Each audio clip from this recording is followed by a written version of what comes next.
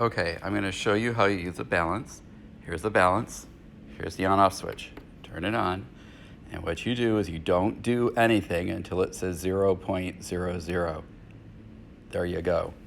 Now, you open it up. Never put stuff on top of the plastic because it won't work. You put your weigh boat on. You notice that it has mass.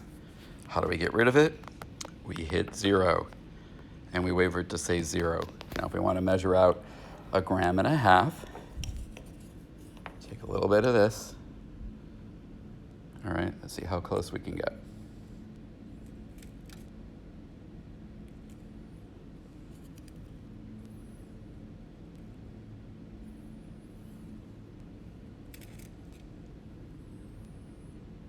Now, the way the balance works, as long as it is within 0.01, it is accurate. So this could have said 0.150, 0.149, 0.151. When you're done, you take it off. Now, let me show you how you don't use a balance. So let's see. Let's turn it on and immediately start hitting 0.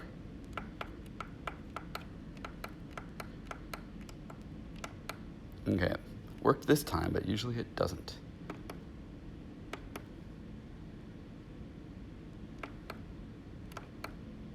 So if you start hitting 0 at random points, it's potentially going to crash.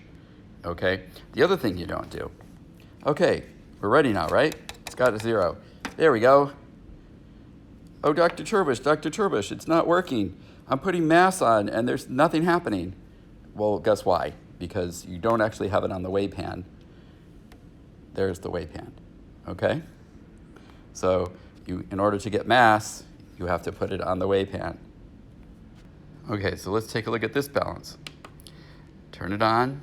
Oh, good, now let's hit 0.